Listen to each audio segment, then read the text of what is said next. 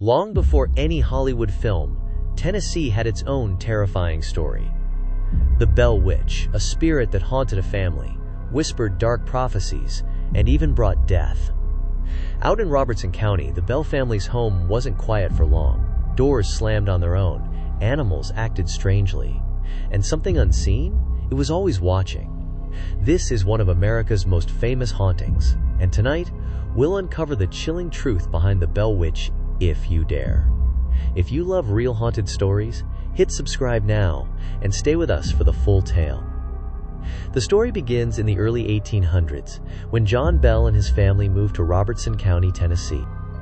John, his wife Lucy, and their children, including Mary and Betsy, settled near the Red River, hoping for a quiet life on the frontier. Farming was hard work, and the family's days were filled with chores, tending livestock, and raising their children.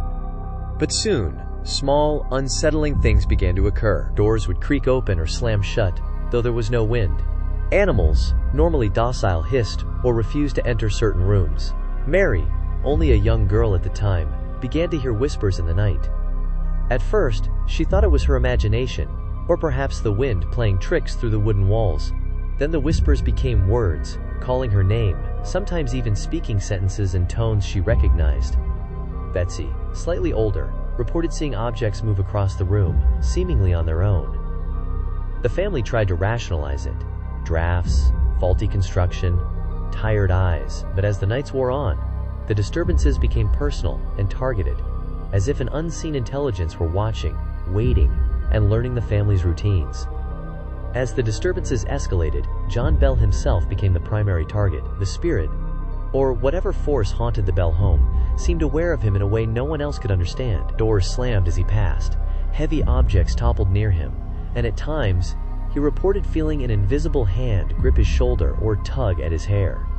Neighbors, curious and alarmed, began visiting the home. Ministers came, hoping to pray or bless the household, only to witness strange phenomena. Objects levitating, knocks echoing from empty rooms, and sometimes, a shadow moving just beyond sight. Even those unafraid of superstition described an oppressive presence, a weight in the air that made conversation difficult. The most chilling aspect? The entity began speaking directly, often in John Bell's voice, or the voices of family members. It whispered warnings, ominous predictions, and threats. Most notably, it told John, "You will die, and I will be the cause." At first he tried to ignore it, attributing it to stress or imagination. But over weeks and months, the events became harder to rationalize. Mary and Betsy were not spared. They endured scratches on their arms, hair pulled during sleep, and objects hurled in their direction. Sleep became a terrifying prospect. Meals were interrupted by sudden noises, and ordinary life was constantly overshadowed by fear. Friends and travelers visiting the home often left shaken, some claiming to have been struck by unseen hands themselves. Some of the most chilling details of the Bell Witch haunting come from Richard Williams Bell, the youngest son of John Bell. In his manuscript, Our Family's Trouble, written decades after the events, Richard recounts first-hand experiences that blur the line between observation and terror. Richard describes how the disturbances began subtly, knocks on walls, strange noises in the attic, and animals acting erratically. But soon, the phenomena grew more aggressive. Invisible hands would pull hair, pinch, or strike family members. Beds shook violently, objects flew across rooms, and doors slammed without cause. Visitors weren't safe either. Ministers, neighbors, and travelers reported seeing chairs move on their own, hearing disembodied voices, and even experiencing physical contact from unseen forces. Richard notes one minister being hit and fleeing in panic, unable to explain what had occurred. The spirit, or whatever force it was particularly focused on John Bell. It whispered warnings, sometimes predicting his death with eerie accuracy. In fact, the legend claims the Bell Witch foretold John's passing months in advance, a claim that terrified the local community. Richard's account also highlights how the family sought explanations and help. They tried prayer, church intervention, and even folk remedies. None fully quelled the phenomenon. In these narratives, we see a mix of fear, resignation, and the persistence of folklore. A family caught between the everyday and the unexplainable. The legacy of the Bell Witch extends far beyond the 19th century. Books, articles, and films have kept the story alive, drawing curious travelers to Robertson County and the infamous Bell Witch Cave. Even today, visitors report cold drafts, strange sounds, and fleeting shadows. Proof, believers say, that the spirit's presence lingers. So what became of the Bell family after years of torment? The entity's warning to John Bell, "You will die, and I will be the cause," wasn't just a threat. According to the family and several witnesses, the prophecy came true. On December 20th, 1820, John Bell fell violently ill. His symptoms were sudden and severe. Convulsions, confusion, and a rapid decline no doctor could explain. When the family checked his medicine cabinet, they found one of the bottles replaced with a strange, dark liquid they didn't recognize. According to the legend, the spirit laughed and claimed responsibility, saying, "I gave old Jack a dose last night. He'll never get up again." John Bell died the very next morning. At his funeral, witnesses said they heard the entity singing loudly, a mocking, distorted tune that echoed across the countryside.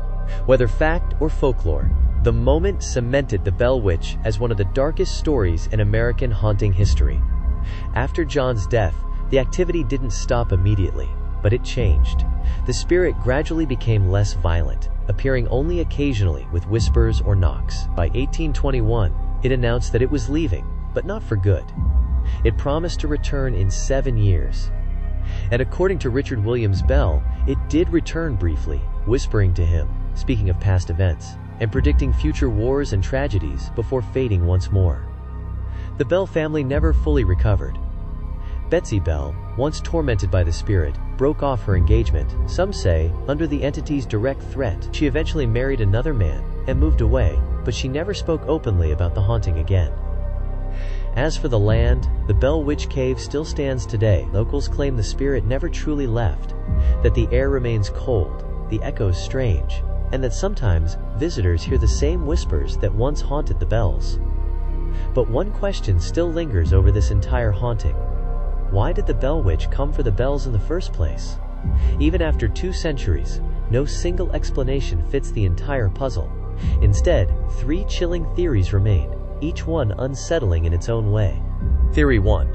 The land itself was cursed. Some believe the Bell family wasn't the true target at all. The land was. Long before the Bells arrived, the Red River area carried old stories. Native burial grounds, unmarked graves, and frontier folklore tied to restless spirits. Settlers whispered that disturbing certain areas could awaken something ancient, something territorial. If this theory is true, the Bells didn't summon the entity. They simply built their home where something was already waiting. Theory 2. Kate Batts and the Frontier Curse. Another story points to a neighbor, Kate Batts. Sharp-tongued, eccentric, and rumored to dabble in folk practices. Kate and John Bell had land disputes, money disagreements, and a reputation for mutual resentment. Frontier towns thrived on gossip, and soon people whispered that Kate had cursed John Bell, swearing revenge from the shadows. Was it superstition? Or did her anger ignite something far darker? Theory 3. A spirit focused on John Bell. And then, the theory most witnesses feared.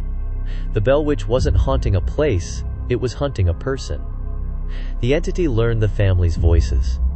It predicted tragedies. It struck at night, targeting John Bell with intelligent cruelty, gripping him, mocking him, even foretelling his death months before it happened. If this theory holds true, then the Bell Witch had only one purpose. John Bell was chosen. And nothing the family did could change the outcome.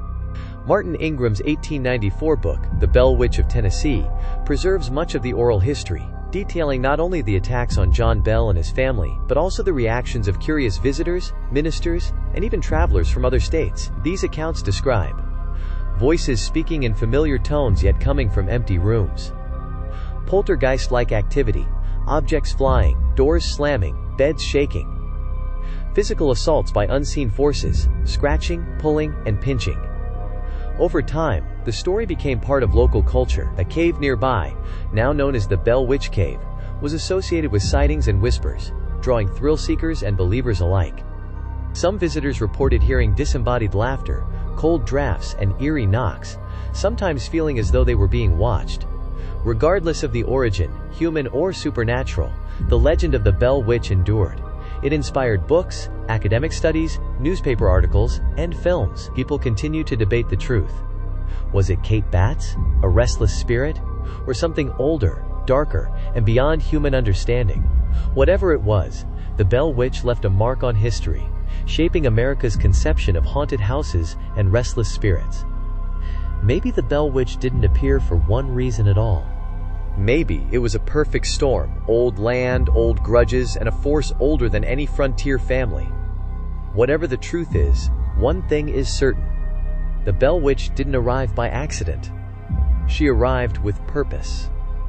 If you felt chills listening to this, hit that subscribe button. More real haunted stories are coming your way, and you won't want to miss them. Have you ever experienced something strange in your home or in the woods? Drop a comment below. Maybe you felt a whisper from the past, just like the Bell family. Remember, some legends never truly die, and some spirits never truly leave.